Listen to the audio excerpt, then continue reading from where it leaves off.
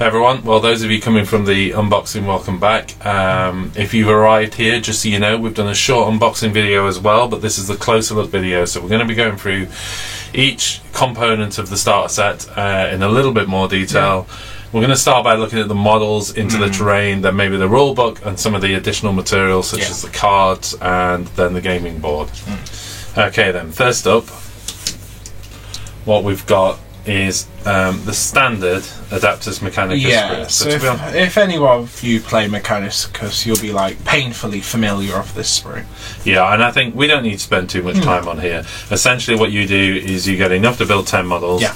They can be either the Vanguard or Rangers, and interestingly enough, because it's Kill Team, you can mix and match, so it's... do a bit of both. You can do a bit of both. And I think importantly, of course, we've got the big my Arquebus. Yeah, the Transic Arquebus, which is just awesome. Which is an amazing weapon. And no doubt, I've noticed that that is obviously a sniper in the game. Yes. And can be particularly potent. Yes. So you definitely want a sniper specialist. Yes. You definitely want to get one of those. Yeah, when you can snipe a dude from 70 inches away, I think it might help in Kill Team. So.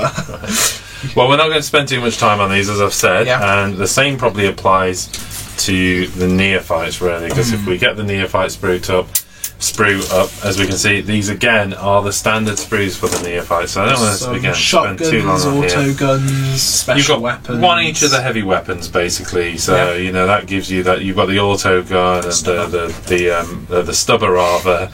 You've got the mining laser, the sonic weapon. I can't remember. Seismic cannon. That's it. So.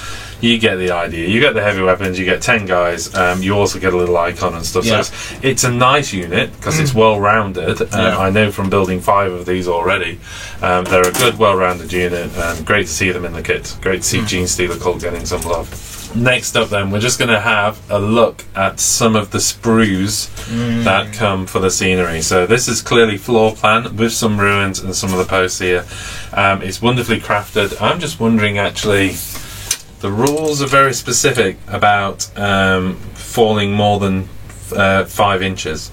And as you can see, this has been done as 5 inches. Well, what happens is if you fall and you can get damage, let me just move that onto camera a bit. If you fall, you get damage, and you get more damage if you fall more than 3 inches, basically. So if you're falling from 6 inches, it's a lot more damage. So it's interesting they've made that quite specific to the 5-inch mark. So, but I wonder if you're going to be able to stack the... Of course, you can get it double height and all the rest. Well, yes, without a doubt, it goes to twice the height. So we've seen that from the box. Great bits of detail, wonderful bits of stuff on that. I'm loving all of this. There's going to be so much. This is going to be the most popular kit, I think, for the next few months in 40k for scenery. It's just amazing. Right, let's go through some of this. So that's the floor bases we've got there. We've also got walls, it appears. Some wall sections here, so these are low, ruined walls. Pillars, windows. More of. Is that's actually a different sprue, isn't it? So as you can see, that's a different sprue. Same kind of like... Same layout. Again, it's interesting we're seeing some compatibility. These are the vents that you get inside Adeptus Mechanicus terrain. It's nice to see, so we can do the Promethean relay pipes and those kind of things. And it's great to see some of the design elements carry across. The level of detail is insane on this. We will take some pictures and show you some close-ups as we go as well, so you can see some of the impressive detail that's on these sprues. This looks to be another copy of that one. So you pass me that back a second. Let's just see. So yes, that is 2 sets of that. So 2 sets of that so far. This was quite nice. These complete wall big sections. Windows, big church windows, isn't it? Which is brilliant, and I think this is important. If you don't want to build ruins, if you want complete buildings, then they've provided a sprue with almost no damage to them at all. In fact, you know, the odd crack in the mortar. But other than that, you've got a complete wall section. I mean, I'm a bit in love with all this industry integrated within the church, and you're seeing this symmetry between the two. Yeah, this wonderful Gothic terrain. That's both functional as well as the form of the sort of dark Gothic. I mean, of course, you've got Aquilius everywhere and scores everywhere. Of course, you know, Emperor Protect, Jack. Emperor Protect. except for this section. He didn't protect this section.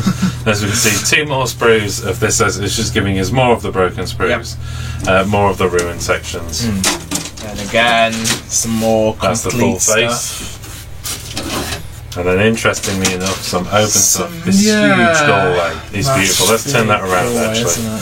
So we've got this massive doorway, which I absolutely adore. It's fantastic. See what I did there? What? I absolutely adore the door. Oh wow. Jeez. Right, okay. Wonderful little spiky archways. That's what you need. More posts and pillars. That's up. Yeah, just great. Just, I'm in love with this kit. I just hope they price it at like 10 pence a sprue.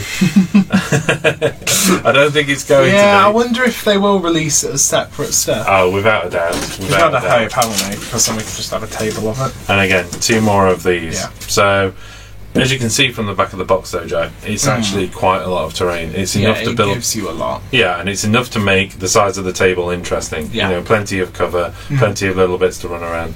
I think for our purposes, we'll pretty much make this up as you see it here. So we'll do the demo grain pretty much to that layout. Yeah.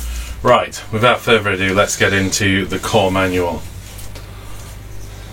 Okay, as we mentioned in the unboxing, this is a pretty chunky book. Now we know like 3/4 of it at least is actually about the faction rules, but let's just have a look at this contents page here. And as we can see, what we've got is the Shadow War, Squad Warfare, Everyone's a Hero, Theatres of War, and essentially what that's talking about is that some missions you're just more effective if you sending a small team in, and that's really what the kill team's all about. We've got a section on core rules running between page 14 and 46, which includes advanced rules and kill zones. Gives you an idea of the book. Missions from 46 to page 60, and then from 60 to 208 is essentially everything you need to play for your individual kill teams. And in that list we have bits on specialists, but then we move into Adeptus Astartes, Death Watch, Grey Knights, Astra Militarum, Adeptus Mechanicus, Heretics, Death Guard, Thousand Sons, Jurani, of course Eldar, for those of you wondering what the monkey that is, Drukhari, Harlequins, Necrons, Orcs, Tau, Tyranids and Cult. So basically anything that's got a codex. Yes, I think. I'm a bit sad that Space Wolves aren't on that list, but we'll see them soon. We'll see them soon, hopefully, when they get released. Okay. So into that introduction, squad versus squad, and a nice little breakdown of what the tokens mean. So we've got the move token, the charge token, the fallback token, advanced, ready, shoot, shaken, and objective markers. So each one of those are really relevant for the game, as we've seen from the rules. You know, it depends what's happened to your models, how they can react and respond, so it's important to know out of your individual squad members who can do what. Into that section on the Shadow War, I'm not going to show everything, but as you can see, it covers what we said with squad warfare, explaining the logic and the narrative behind it, really, why we're forming these kill teams and why they're important for different theatres of war. And then we're into the core rules. The rules are set out fairly straightforward, and to be honest, if you already play 40k, it's not going to be a problem. If you don't pay 40k, it's not going to be a problem. It's fairly straightforward. You know, it covers through data sheets. It tells you how to do it. Exactly, and the breakdown of the battle round, which is very familiar. We've got the initiative phase, movement phase, psychic phase, shooting, fight phase, and morale. Yeah, one of the interesting things that, when I was reading the book, I found out is charge. It happens in the movement phase. Yes, it doesn't have its own charge in the movement phase. Yes, which I find quite interesting. It gives that difference between combat and shooting. So me being a Skitarii player, I might rather stand back with my carbine and shoot, not charge in, whereas you being a cult player and you've got a pickaxe and a pistol, you don't really mind missing out on the shooting, so you'll do your charging. Absolutely. It gives you that dynamic. It separates combat and shooty armies up quite well. Well, we're seeing some carryover as well of language from 40k, particularly in the FAQs, this distinction of a normal move. So you've got a normal move, which is essentially moving normally. And that can include things like, you know, falling back, advancing, done in the same mechanic, rolling a d6. Readying is a normal move. So essentially this is done instead of making a normal move, which by the way includes pivoting the model as a normal move, you can ready them unless they are within 1 inch of an enemy, and essentially what ready does is give you advantages when it comes to the shooting phase. So which you can guarantee my Rangers will be doing every turn. Not moving, just not moving, they're just going to sit there with their big snipers. Good luck with that. As I said, charging is now part of the movement phase, and it's done on a per model basis, of course. But instead of doing a normal move, you make a charge move, and the charge then does break down into choosing the target. The enemy has an opportunity to react. This is when it gets interesting. Overwatch or retreat. Overwatch or retreat, that's the thing. So I could be like running up, see a Gene Stealer call, the Gene Stealer goes, right, I'm going to get you, and I'm going to be like, no, I'm going to run back round the corner, I'm alright. Well, it gives you 3 inches, but that could be everything. 3 inches that 3 extra inches on the could charge. be everything, exactly. Right, it goes through then making the charge rule, and of course, as ever, the most important rules, you know, your roll friendly off, rules. be nice, wobbly model syndrome, and there's a little bit there on reinforcements as well. Okay, one of the things I've noticed about the psychic phase is you've got Cybolt, which is essentially Smite, but it's a little bit different. Well, so this is a psychic test on a 5. You can choose a model, an enemy, closest enemy model within 18 inches, and they suffer a mortal wound. If you roll 11 or more, it's D3 mortal wounds. I mean, I think if you look at this photo, this double page will only apply for these 2 armies, because I think they are the only ones with Psychers in Kill Team. And then you've got your Aspiring Sorcerers on Thousand Suns, and all Grey Knights pretty psychic, aren't they? Yeah, well, of course we'll see, because of course you can add models. You're talking about the standard units. Yes, But later on, of course, you do have specialists, so I think Psychers will play a role. But there's something that is interesting in the psychic phase, is no matter how many Psychers you've got, you can only choose a single Psyker in each battle round. So they've stopped it from having too much of an influence on this game. So there's no point showing up with 1,000 Psychers. I mean, no doubt some units will count as a single Psyker. We'll probably see some rules coming about for that. We've not gone too much into the unit rules, but as it says, it's you know, the actual rule here is players take it in turn to choose a single psychic from their kill team in which to attempt to manifest 1 or more psychic powers in order determined by the initiative phase. Each player can only choose a single Psyker in each battle round, and once all players with any Psychers have done so and have all decided not to do so, the psychic phase ends and move into shooting. So it's not going to be about these massive psychic powers just bouncing around all over the place. You've just got this Psyker member of a kill team who does a little bit of craziness and then gets on to being shot.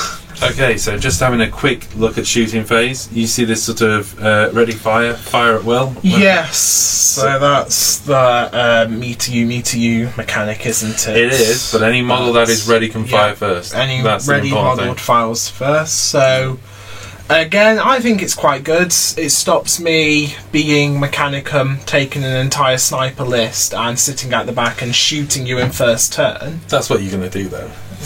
Maybe, but I think it allows that fairness to it. It allows me to get a shot than you. It gives it a more flow to it. It's like it's all happening at the same time. That's what I kind of like. The model by model activation is really nice. The fact that, you know, those ready fire. You know, if you're smart, what you're doing is using the ready fire guys to take out the fire at will guys, so you're kind of reducing their effectiveness later on. Or importantly, if you've got initiative, you're trying to kill the ready fire, the people who've already got ready fire, so you've got an opportunity to get your main force to fire in. So having those snipers in there, picking off a key model where possible is going to be all important. It goes on to talk about how you can choose to shoot, choosing range weapons, range and visibility. It is important to notice this isn't as straightforward as 40k. For instance, if your shooting weapons are over half range, it's considered a long distance, so it's a -1 to hit. You know, visibility is pretty much the same. I think that's quite good. The number of attacks still applies the same. So here it's interesting, the idea of splitting attacks. So if it gives the example here, a Skitarii Vanguard firing his Radium Carbine, an Assault 3 weapon.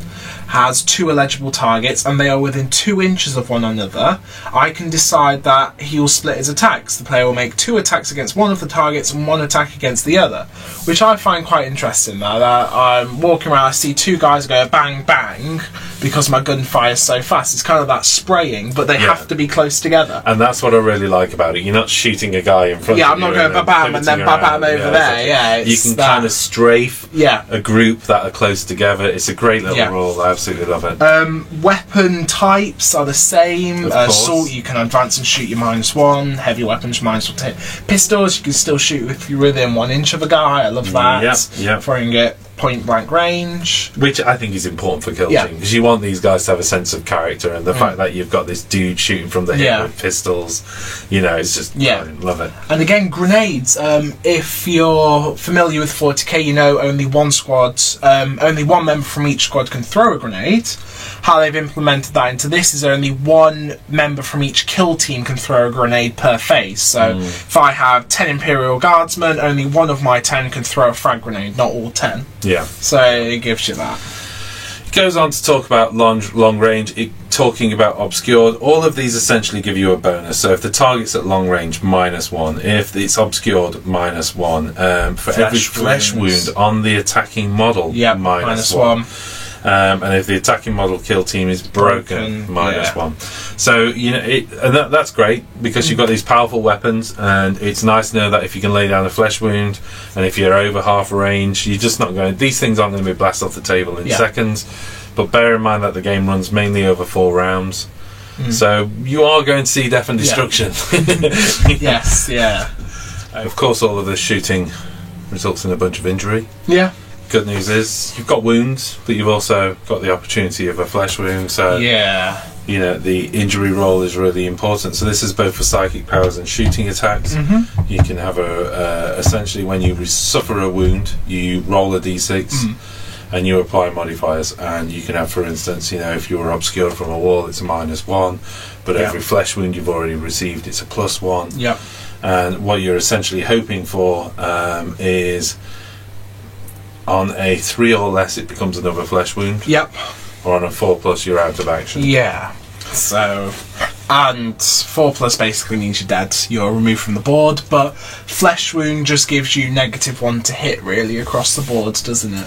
I mean, you know, yes, for all intents, you know, out of action is you're dead as far as that game is concerned. But no, not necessarily. You could just be critically wounded. I mean, and I think this is the important thing about Kill Team. It's not just about the individual games. It's about developing these people over several games. So you've got these named characters that you are working to develop to become more skilled. Specialists go from sharpshooter to sniper, from sniper to assassin. You know, you've got this idea of building up skills, becoming more and more adept. I mean, when we get onto the specialist, you'll see there is advancements within your own specialisation. So sniper starts off as a rookie sniper, but eventually becomes this immense sharpshooter, crazy renowned guy throughout the Imperial. And I love that. I love that. All of yours are going to be that. If you could have like 10 snipers, you'd have 10 snipers. I love me my snipers. Fight phase, again, pretty much runs as you would expect it to run, other than, of course, activation is different. You're activating per model. And there are some hit modifiers inside Kill Team. So, for instance, if there's intervening terrain, or if you've suffered a flesh wound, if the attacking model's team is broken, these all give you either benefits or negatives to attacking as well. So each individual combat is exactly that, individual. Everything going off is unique to that model. Absolutely love it. Morale phase, of course, you know, you check to see if your kill team is broken, you remove shaken tokens, and you take a further nerve test. And what could happen with this is, obviously, if all models in your kill team currently have flesh wounds or shaken or are out of action, it is broken. So, otherwise, if more than half of the models in your kill team currently have flesh wounds or shaken or out of action, it may be broken. 2d6. And then basically you're not broken if you don't apply to any of those. What does that mean? Well, models in a broken kill team need to take a nerve test in each morale phase. In addition, they suffer hit penalties as described in the shooting and fight phase. So again, you know, as soon as you start to become broken, you're in trouble. If you have any shaken models, they are now no longer shaken. So you can remove shaken tokens, and then they take a nerve test. So you must take a nerve test for each of your models that has a flesh wound. And for your other models, if your kill team is broken, if you take a nerve test for a model, roll the d6 and apply the following cumulative modifier. You got +1 for each other friendly model that is shaken or out of action, and -1 for other friendly models other than shaken models that are within 2 inches of the model. Yeah. So if you've got a bunch of your mates around, you're feeling a little bit braver. Yeah. If you're out there on your own, It's a bit. and all your mates are getting picked off, you start to get a little bit shaky. Essentially, if the result of the nerve test exceeds the leadership characteristic, the test is failed, the model is shaken, cannot do anything until it is no longer shaken. So really just take it out of turn. You know, that dude's just hiding in a box somewhere. So big impact on the game. I mean, bearing in mind, like, I wonder if there's going to be any, like, Astartes and stuff who can override this, or I should imagine cults, we'll see some icons, or we'll see Skitarii imperatives just start screaming at them about, oh, fine, I'm going to go fight again. I'm sure we'll see some bonuses, and we'll try and pick some of those out later. It's worth mentioning before we move on with the book, here's some of that scenery. It looks like artwork. It's just amazing. Absolutely stunning. Okay, I know they've backlit that doorway, but, you know, come on. That's amazing. It is good. So exciting. Great thing, definitely, that they've included more and more recently with games is the example battle round, which really gives you from initiative phase through to the fight phase and the morale phase, taking you point by point on what happens in the combat, the wounds that are incurred, whether saves were made, whether hits were made. Really useful to see this. It's very visual, and I think that's an important part to the rule set. Okay, the advanced rules section covers terrain. Types of terrain: open ground, difficult terrain, dangerous terrain, falling, climbing, barriers and gaps, leaping. All of this can be added to the game. Which is awesome that you can leap from scenery to scenery. You just need to get a bit of a sprinting start, and then you can jump from one building to another. What's interesting is it doesn't feel like it's that advanced. You know, when I read through the advanced rules, I was thinking you'd play those anyway. You know, you definitely play leaping. You definitely play falling. I think falling's interesting because you have a chance of falling off a piece of open terrain just by getting shot or attacked. You know, so you can just stumble backwards after receiving a shot and fall off terrain. And again, I think that's really interesting because it's going to have an impact on target selection. You're going to go, you know what? I've got a good shot. I might not kill him, but if I can get him to fall off the top of there, so putting your snipers nice and high. You know, good luck with that, buddy. Okay, I think that's exactly why they've put it in there, isn't it? If a sniper, if you've got like a sniper perched on this very narrow ledge, and then somebody just manages to get one lucky shot off, you could go falling off that ledge. I like that. I really like the idea. I'm dying. Okay. One interesting section, kill zones. So we've got deserted habs, abandoned immunitorium, smoke in the air, traps, tunnels, and hidden cache. All of these have an impact on the game, and essentially they're a bit like the realm rules for Age of Sigmar that was in. You know, this has a game-wide impact, basically. I mean, the tunnels sound amazing for Gene Stealer cults. Just watching a Gene Stealer cult neophyte run to a manhole, go in the manhole, scurry around the sewers, then appear somewhere else. Just seems exactly what they would be doing right now. Really cool. Really cool. So next we have the missions, and there's a whole plethora of missions. There's a huge amount of missions, basically. We've got countless battles, different ways to play: open play, match play, narrative play. Very familiar format. Really like this no wrong way to play section. One of my favourite bits, which basically says, you know what, if you want to play open play mission as a narrative play, or if you want to play a match play as an open play, fill your boots, go for it. There's nothing wrong with mixing and matching these missions. I like this. The scouting phase. You can have a little scout, so I could take like a little infiltrator and he could scurry out into the city before the battle and plant some traps everywhere and then scurry back to the rest of his troops. Yeah, it's amazing. I really like the idea. What's really interesting is each one of these is a strategy. You pick one. Sometimes if you pick the same strategy as opponent, it can be an issue. So for instance, scouting out enemy forces, if you've both got that, then essentially you roll off, and I Yeah. think it's whoever gets the initiative gets to use it. The other person loses it. So you've really got to think, you know what, that's great, but Yeah. you've also got to think, what is my opponent going to take in terms of the strategy?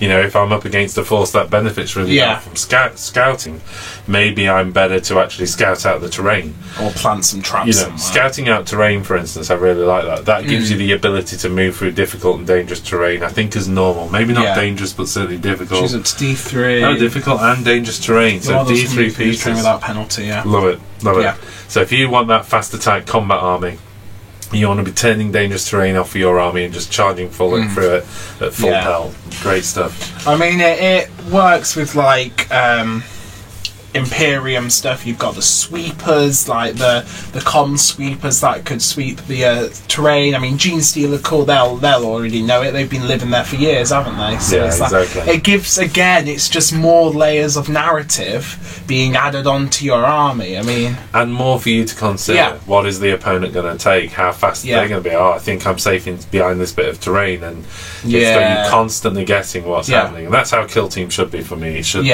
You're only up against a small amount of dudes. You've only got a small amount of dudes. You've got your specialists. I could start off with my sniper, and he could run into a terrain, and suddenly that terrain explodes because you've booby trapped it. Beautiful. It's just, Which, by the way, you're going to be doing. Yeah, I know. Don't worry. okay. We have things like the narrative play missions, so disrupt supply lines, ambush. As you can see, feint. I'm just going to jump forward. It's interesting how it even tells you how to put out the scenery. Of course, yeah, the scenery is part of that. Yeah. And it is interesting that you're right, because they've not faded that out. No. So this is a specific piece of scenery with the scenery down the middle there. Here, match play, there's 4 players. It gives you 4 player options for each one, which I love. It's getting more of your friends involved. We are definitely going to get down the main studio and do some 4-player games on this. So what's interesting about the 4-player game mode is they've actually told you to use 2 boards. Gives you more space, which, you know, can't complain. There's double the amount of you.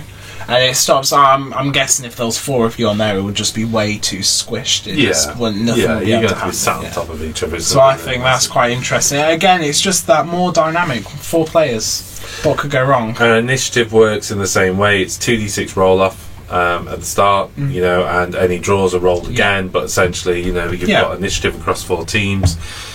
So you move, player 2 moves, player 3 moves, player 4 moves. But then when you get into the shooting, the world starts getting really interesting. So here we're into essentially the vast bulk of the book, which is all about the individual kill teams. Now, we're not going to look at all the kill teams today, even though this is an in-depth look. I think we've probably already spent enough time talking about the rules, and it's not fair on Games Workshop if we just pick a way through and show every single one. So we're going to select a couple of factions, I think, and have a look at some interesting stuff. We're using. As I mentioned, you've got the command rosters, which are all provided in photocopyable format as well. They make that point. You've got command points and tactics, things like decisive shot. Yeah, and the command point generation's interesting. If you play Age of Sigmar, you'll be very familiar with this in the new edition. It's 1 command point at the start of your turn. So all Battleforge kill teams generate 1 command point at the beginning of each battle round. In addition to the start of the first battle round, your kill team generates 1 additional command point for each 10 points difference between your kill team scores and that of the kill team with the highest scores. Yeah. So then that's interesting. So if you're on a 4-player, someone's gone right to the top and you go low, you know. It gives you that extra flexibility. Okay. Of course, here we are. Yeah, this is my favourite. Big part of the mechanic is about specialists, really, isn't it? Worth their weight. I love this. Level 1, level 2, level 3, you can actually pay for them to be better, can't you? So you're leveling up, and there's a great little, example of a sniper level 1 is a marksman. Which gives you a reroll hits of 1 for this model when it makes a shooting attack. You can then level up to level 2. It's like a skill tree, isn't it, on a video game? It's great. Assassin, which is reroll wounds of 1 for this model when it makes the shooting attack. Or sharpshooter. So this is about whether you can kill really well or whether you can hit really well, you know, and where you specialist up. And then let's follow the assassin route. We can get into Deadeye on an unmodified wall of 6 shooting attacks, increase the damage characteristics by 1, or armor piercing. On an unmodified roll of 6 for this model, you can improve the armor piercing characteristics. So I really love this. Yes. You may be up against a sniper, but ultimately it can be any one of those 4 by the time it's leveled up to level 3. And by the way, level 4, choose any ability from this ability tree that you have not yet chosen for the model. So you can jump across to an assassin with Deadeye and just pick up the Eagle Eye shot as well. Just because he's so good. So cool. I mean, I think in campaigns and stuff, it's going to be very interesting. You're going to start off with your unit of, say, 8. You've got your 3 specialists. You have a combat, a sniper, and a demolitions. They all start on level 1. Yep. They all start on level 1s, and then as you progress through your campaign, they start to become 2, 3, 4 when they do something of worth. So every turn you could have like a chart you roll on, whether they level up or not. Yep. I think it's just going to add again. There's even more. It's another layer of narrative. You can't fault it. Just having a look at a couple of those specialists. Again, we're not going to show them all, but if you look at comm specialist, demolition specialist here. So we can start off as a scanner. Once per shooting phase, when you pick a model from your kill team, shoot that is within... when you pick a model from your kill team to shoot that is within 6 inch of this model, if this model is not shaken, you can add 1 to hit rolls. So this dude's scanning stuff out. You know, the comm specialist is scanning out the enemy and those kind of things. And you can end up down as a Vox hacker after each battle in which this model was in your kill team. If this model is not in convalescence, and that's a rule on 204, or dead, roll a d6, and on a 5+ you gain +1 intelligence. It's just wonderfully tactical. You've got your own special command point things. Yep. I've got the word. Stratagems, that's it, yep. So you've got your own stratagems for each specialist, which I find quite interesting. Some of them only available for level 1, level 2 and level 3, of course, and again you pay command points to exercise those. Anything catch your eye on the demolition specialist? I mean, I like the whole ammo hound. If this model is in your kill team and is not out of action when you make your casualty roll a d6, and on a 5+, you gain 1 material. I love it. I love the whole narrative behind it. You're scavenging for parts and building your own upgrades, and you can't fault it. Clearly, this game is designed as a pickup game, but also a campaign. This is where you really invest into your kill team, isn't it? And I think it's going to be interesting to start campaigns off with the kill team and then work it up and up and up until you get to 40k, or even just stay in the kill team. I think if you're running a campaign game, we're talking about starting a couple of campaign games at WGO, and we're sort of saying halfway through you'll break into a kill team. You'll try and assassinate a leader. Yeah. So if a character has been doing really well, you just assassinate that character. And so you've played 3 big 40k games, and say your Broodlord is wrecking face. I can be like, right, I'm sending in a kill team to get rid of that guy, and just my squad of mechanic can come down and have it as an impact on the campaign. I can't play that Broodlord next time. It's brilliant. And even if he gets down to half wounds, he's wounded for the rest of the game because I tried, but I did something. And then just use modifiers from within kill team. So even in 40k, he could be at -1 to hit because he's carrying wounds for a game. Things like that. So there's even like that part place of where you've managed to do some damage and impact the game. Great stuff. Then we are into the faction focus, basically. They're all in a similar format. You've got a little bit of information about them. The Holy Bolter. Nothing like the Holy Bolter when you need it. You've got a D10. This is what I love, because this doesn't even affect the game. So this is the mission Oath of Moment. So let's pick one of these on the 2 assassinate, whether it be Tainted Sorcerer or the Sense of the Xenos War Leader. Sorry, a crucial enemy target must be eliminated at all costs. I mean, that doesn't even give you anything in the game, but I just love the fact it's more lore, it's more narrative behind your forces. You can really build up kind of what they're there for, and you can play it accordingly. So you've got a squad quirk, for instance, which is really great. Selfless. These warriors believe their lives are best spent shielding the Emperor's servants from harm. So it's giving you an instruction almost on how to play them, Great stuff. And then we're into specialist demeanors. There's a name generator, so You know, let's just pick Kato Varanus. There you go. Brilliant. Yeah. Just got a You command. roll for your forename and you roll for your surname as well. And we've got that for Ultramarines, Imperial Fist, Blood Angels, Raven Guard. You know what? If you're into your 40k and you're into your name characters and making your own characters, this book's worth it just for these charts. And then we're into the Adeptus Astartes kill teams, which goes through things like, you know, there's a few examples here: Death to Traitors. These are command abilities, stratagems again, Armour of Contempt. Masterful marksmanship. Let's just have a quick look at that. Use this tactic in the shooting phase when you choose the intercessor from your kill team to shoot with a Stalker bolt rifle. Until the end of that phase, you can add 1 to hit and wound rolls for that model. Just great stuff. I love it. I love it. And then, of course, we're into the stats for those as well. So it gives you the Scout, the Tactical Marine, the Reaver, the Intercessor, all of their weapons equipment. As you've said, this is not about the characters. They all become characters in their own light. Right? But they all start at a relatively basic level. You know, one of them is the leader of the kill team. You know, that makes sense. So, you know, you pick a sergeant, you could be the Reaver that's been leading this kill team because that's his specialist, and you give him the leadership specialist. And then you develop these. And like I say, they start off as fairly basic dudes. By the end, when you've built them up and leveled them all up, they're all double R. Yeah, and it's interesting here, they've got this max idea. So you've got your Intercessor, and then you've got your Intercessor Gunners. Now, Intercessor Gunners are the ones that take their heavy weapons, the big guns, and you can only have 2 of them. So it stops your whole kill team being these all-wielding heavy weapons, which I like. Stops you min-maxing, basically, which is fantastic. You know, you've got this whole maximum of 2 for that, or a maximum of 1 for the sergeant. Makes a whole bunch of sense. Another one of my favourite factions to see in here is Orcs. I've definitely got to do an Orc kill team at some point. Orcs. So I've still got some Orcs in the Armageddon box set that are not made at the moment. I'm half tempted to break them out and just put an Orc. I love the idea of an Orc kill team. It's you know, it's like, you know, it's just a slight contradiction of terms. An Orc kill team. Well, you know, you got your sneaky little commandos, haven't you? It's just, I got my gun. I just love the idea of a bunch of Orc lads, and they're like, there you go, commandos. So as you can see, we've got Orc boys, Gretchens even better. I love the idea of having some little Gretchens running around. We've got commandos, burner boys, looters.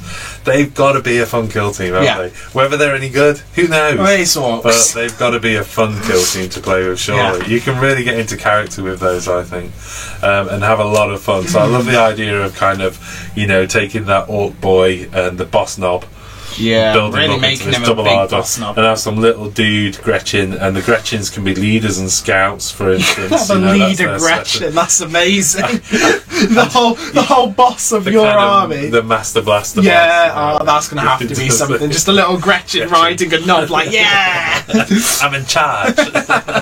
So I'm really excited about those. Again, it's worth mentioning, of course, you've got the specialists that those models can be. So the Commando, for instance, can be leader, but it's got to be the Commando boss knob only. Combat, Demolition, Scout, and Veteran. I mean, what's better than a sneaky Commando with a big tank buster bomb? Just sneaking behind, slapping it on a building, then running away again. At no point can you have the comms? I don't think they're really good at communicating with each other, are they? There are no comms specialists for Orcs. That's what shouting's for. Obviously. They're just shouting at each other from across the world. Finally, at the back of the book, we have these squad colours. And again, as you can see, we've got, of course, the 2 main squads that come with the box set, the Skitarii and the Genestealer Cult. Great looking paint schemes, beautiful artwork, integrated into this wonderful terrain. Look at these big archers. It's just amazing. It's awesome. They've really outdone themselves with this terrain. And I think rightly so, even the GW team are incredibly excited by all of this. So what have we got here? We've got a scout squad there. We've got Grey Knights. That looks like Death Watch, of course. You know, I've still got a box full of Death Watch. It's half tempted, isn't it, just to rustle a few Death Watch up, because they're ideal as a kill team unit, really. Space Wolves. So again, obviously from the Space Wolves point of view, you can just play them out the Adeptus Astartes listing. So they show Space Wolves, but as we've said, you know, this is a Reaver, that's a Demolitions dude. But we're looking at the standard models at this stage. I mean, you know, so we're talking the paint scheme, but no doubt we will see more. Hopefully, when their Codex comes out. Oh, definitely. we have Scions, another great set of models. I always think these models are heavily underrated. They're great models. Scions Absolutely are awesome love models, them. yeah. So it's good to see them in there. Of course, what's stopping you from taking like a gang of Orlocks, by the way, and doing them up as a command squad or something like that? That's got to be worthwhile. Doing all of this custom modification to your dudes. Yeah. Really loving that. And as you can see, everything from Dark Ajori to the Drukhari, should I say, of course, and the I'm just going to say Eldar, and then the town. Necrons. Yeah, you're really getting it wrong there now. This is what I really love about the idea of the orcs. Just some orc these burner big boys. guys with their burners. Yeah. Just Which were the bane of my existence back in the old edition. Just 15 burners in the battle wagon.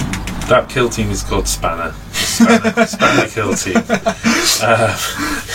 Yep, that's just everything. Yeah. Okay, of course, your Adeptus Mechanicus terrain is just as good for this game, just ideally suited. It'd be great to mix and match, go from one section to another. If you're doing that 4-player game over 2 boards, have the edge of the Mechanicus going into the Imperialis. We're not going to show too much on this, but we have the consequence of battle, really, and that's where the game comes into its own. Yeah. Every game you play has a result and an impact on subsequent games. That's what's brilliant. You're really going to invest time and effort into the kill team. You or I say, we're both saying this isn't just about we'll do a few games for the channel, but at the same time we're going to build these kill teams up. Yeah, it's going to be fun. Yeah, it's going to be real fun. The great thing is, as well, is that with these kill teams, is if you can really make the model unique in some way, either by the base or something like that, they can still be part of a squad. Yeah. In a main 40k game. Yeah, you can see them, and that's the last model you remove. Yeah. You know what I mean? Because he's always that deep. Yeah, he's not going. So he has to. As we mentioned, the command roster and the cards easily photocopyable. It'd be really nice actually if Games Workshop was to do PDF of this as well, so you can actually print it. Because I know that some people have photocopies, but come on, maybe they'll do that. Maybe we'll see that through the Black Library. I think it would be good if you could just download it on your phone as PDF and just print it out, because you are going to be marking these, and you are going to run out of cards fairly quickly. So the idea of being able to scribble onto your own cards, get them set up, that'd be great. And then finally, of course, the quick reference. Okay, so that covers the book. And that's really a lot of what we wanted to look at. What we're going to do is we're still going to dive into some of these things. We've got things like the cards to look at, which we'll have a brief look at, but we also want to have a look at the gaming table as well, just to give you a sense of that as well. So we'll do that. Let's start with the cards. We're just going to break these open and give you a quick idea of what we can see. What we've got here is the Adeptus Mechanicus Tactics cards. And I think you've got, 1, 2, 3, 4, 5, 6, 7, 8, 9.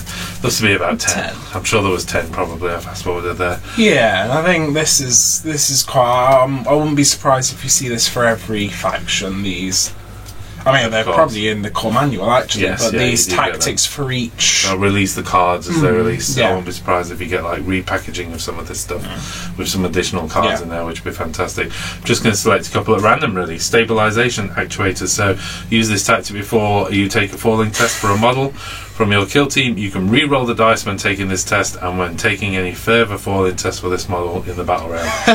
So that's him falling off, and then his bionics kicking in and making him land good. Exactly. So this is the stabilization actuators. So definitely one single command point, just to look after that sniper at the top of the hill. We've already looked at one before. Let's have a quick look at Genestealer. We've got a few more here, I think.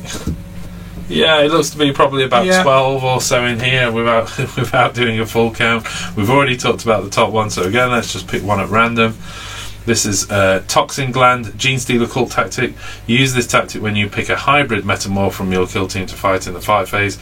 Add 1 to wound rolls for the model's Rending Claw or Metamorph Talent until the end of the phase. Again, could be a really important moment. You could be taking out the leader in the team. You just spend a command point. Just laces his talents with his Toxin. And that's pretty deadly stuff. Here we have these are what was labelled as the Universal Tactic cards. I think these are the ones for your specialities. Yeah, well, they're universal, so you can use them across, just like you've got stratagems across the whole game. And then you've got stratagems that are relevant to a faction. This can be used for any faction. We've already talked about the decisive move, but again, just selecting one at random. And as you can see, this is a full deck now. So this is a level 3 leader tactic. Use this tactic at the start of the battle round if your leader, if a leader of level 3 or higher from your kill team is on the battlefield and not shaken. In the battle round, your kill team does not suffer the penalty of being broken. That's good. Wow. That's pretty impressive, and that's the benefit from having a decent leader. And again, as you can see in these general ones, level 3 demolition, level 3 sniper. So there's a, you know, it goes through the different levels there. It's interesting. Level 1 leader tactic, level 2 leader tactic. So you see what's going on there. You're going to have one for every tier. A level 2 heavy tactic, for instance, and this is overwhelming firepower. Use this tactic when you pick a heavy specialist of a level 2 or higher from your kill team to shoot in the shooting phase. This model can shoot twice in the shooting phase. After they have shot a first time, immediately shoot with them again. So this is not a second activation. Yeah. Ouch, you cannot use this tactic in the same battle round as more bullets. We'll look at more bullets another time. That's great. Finally, these are your squad cards. So we've got the squad cards here. So here's Dorox 04343. Good guy, actually. We used to drinking buddies. So we've got the arc pistol and power sword. I think these are just your. So this is all the guys from the unit. But this is what's great. A big stack of blank ones at the end there. Not a huge stack. Not a huge stack. So we've got a single blank one there. Maybe there's some more in here. There is. There's a few more in here. And they're all scattered about. So we've got a few scattered in there, as you can see. So that's for like if you're doing a campaign. Yeah. So you've got. As you guys build up, there's quite a few blank ones in there actually. That's quite good. It's nice they provided that. You know what? We talked about give us a PDF, but you know what? If you gave me a pack of those, even if I had to pay like a $5 for a stack of them, I'd do that easily. Maybe £6 Games Workshop, certainly not 10. Although let's face it, you know I'd probably pay 10. Okay. So it'd be good to get a stack of blank cards. Maybe that's something they'll release, maybe it's not. It's a nice idea if it is, because it makes it really easy to kind of shuffle through your units. I don't think we need to spend a huge amount of time on the tokens. I'm not going to pop them open. You've got 2 sheets of them, clearly for each faction, so that's absolutely fine, as you can see. Yeah. So this is the kill team punch boards. Which gives you all the tokens you need to play the game. There's no real point popping those out. You get the idea from those. So finally we have a table board. Detail's beautiful. Yeah. It's essentially photographic. They've painted one of their tables up, taken a photo of it. That's what makes it so effective. And like I say, I'm definitely stealing this paint scheme. It's a really, you can see just by looking at it, it's a really quick and easy paint scheme, but great looking. So I'm definitely stealing this paint scheme. You have 4 of these boards, which are hinged together and they fold out like this. Well, that gets us to the end of the closer look, really. I think we spent most of the time on the book, and rightly so. Yeah. The models have been well covered on Games Workshop's Warhammer community channel anyway. You've seen all of that. In fact, this has had quite extensive covering anyway, but it's always nice to see an independent view of it, if you like. I think it looks like great value for money. There's a lot in here. I think it's going to get me avid about 40k again, because I'm going to really deep dive into the lore and create my little characters and feel that sense of ownership towards your army. That really helps. I think this gaming board's beautiful, to be honest. I think it's great. You know, if several of your friends buy this kit to kind of get themselves the rule book and get all of the additional terrain as well, then that's brilliant. You only need 2 or 3 friends to buy this, and you've got some amazing terrain for standard 40k games anyway, but also from a gaming surface. You know, if you want to do that 4-player game on 2 of these boards, brilliant. If you've already got these boards, fine, get them painted up and go for the real thematic view. But this is really impressive. This would be great, even if you just want to take on holiday with you to play Kill Team while you're on holiday. It's nice travel size. You know, obviously you can take some of the terrain and pack it up, but you could have some quick games on this, have some real fun with it. So I do think, hopefully it will act as a bit of an introduction for people, bring more people into the hobby, which is never a bad thing. It will get people into 40k, and of course people then scale their collections up. If you wanted to try an army out, but you didn't want to deep dive into that minimum point value before you could have a game, fine, try it out with this. You get a sense for each one of the units. It's a bit like Age of Sigmar Skirmish, really.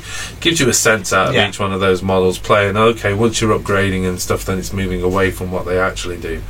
But it gives you a sense of how the army plays. You know, those units will still interact with each other, the heavy weapons teams, etc. You know, the commandos will still do the job of the commandos. They're just one commando rather than 10 of them, you know. So yeah, great stuff. I think this is a brilliant box set. Jack, your impression? I love it. I mean, I think it's inspired me to do a bit more 40k. I think it's going to get me interested in Mechanicum again. I think as a quick, it probably won't take you that long to play either, will it? Like 40 minutes to an hour to play it. I mean, the lore aspect I'm in love with. I like this idea of building up this unit of like 8 Skitarii and really getting to know these 8 Skitarii and getting a feel for who they are, and each one of them having their own role within the unit. I think it gives you just that extra depth to the game. I think it'd be great to do some kind of one day campaign. It's the full day of gaming, and you spend as much time off the table as you do on the table. The games themselves will take minutes to set up, but as you go from starting from a bunch of sort of, you know, little squaddy dudes sent in on a mission that they're probably not good enough for, and then, you know, by the end of the day you've played 4, 5 or 6 games, and they've all leveled up, and you know, you've got these 2 rival kill teams that are just gunning for each other, and they know each other, you know, they know each other by name. They've built arch enemies up and grudges from previous games and stuff. That's what I'd like to do, is to say, let's just do a whole campaign day as well. I think you will spend as much time off the table as you do on the table with this game, working out what you do with your upgrades and all the rest, who they are, what and stratagems why to they're employ. there. Well, I hope you've enjoyed that. Just said at the start, and we'll say again at the end, thank you very much to Games Workshop providing us this. I expect to see more Kill Team content on the channel as well. We're going to get these things built now and try and get a couple of games in before the release, so check the links below, because hopefully at least there's one game down there. And we'll definitely doing more in the future, so don't forget to like and subscribe, and we'll see you again soon. Thanks all. See ya.